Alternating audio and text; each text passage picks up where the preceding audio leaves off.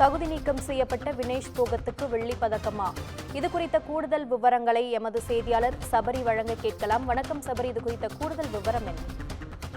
வணக்கம் சுகன்யா. சற்று முன் ஒரு நல்ல செய்தி அப்படின்னா, Vinesh Phogat arbitration of court கிட்டத்தட்ட ஒரு 5:30 மணி அளவில் சர்வதேச ஒலிம்பிக் கமிட்டி அங்க நடைபெற்ற ஆரம்பிச்சது.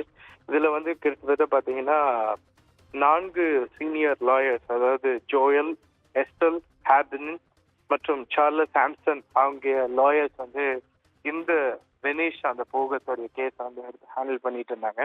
ஸோ இதுல செய்திகள் அங்க இருக்கிற செய்தியாளர்கள் ஒரு சில பேர்கிட்ட நம்ம கலந்துரையாடும் போது அவங்க என்ன சொல்லியிருந்தாங்கன்னா, பாரிஸ் ஒலிம்பிக்ல தகுதி நீக்கத்திற்கு பிறகு வெள்ளி பதக்கத்தை கூட்டா சேர்ந்து ஷேர் பண்ணி இந்த மெடல் பெறுவதற்கான வாய்ப்புகள் அதிகமா இருக்கு அப்படின்ற ஒரு தகவல் வெளியாயிருக்கு. இது எந்த ஒரு விஷயம் அப்படின்னா ரொம்ப ஒரு வரவேற்கத்தக்க கூடிய விஷயம். அது மட்டும் இல்லாம அந்த court of arbitration of sports கண்டிப்பா இதுக்கான முழு விசாரணையும் பரிசீலிச்சிருப்பாங்க. அது மட்டும் இல்லாம இந்த அவங்களோட ஓவர் வெயிட்டுக்கான குவாலிஃபிகேஷன்ஸ் யார் கிளைம் பண்ணாங்களோ அந்த ஆப்பனன்ட் டீமையும் நிச்சயமா மறுபரிசீலனை பண்ணி பேசியிருப்பாங்க.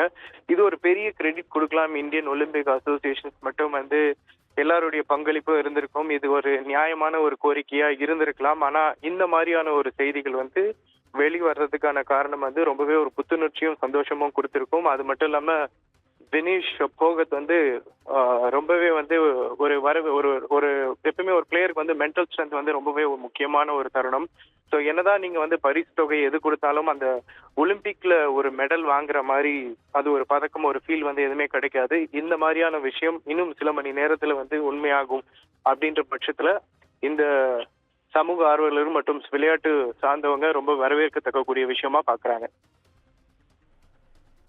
உங்கள் விவரங்களுக்கு நன்றி சபரி.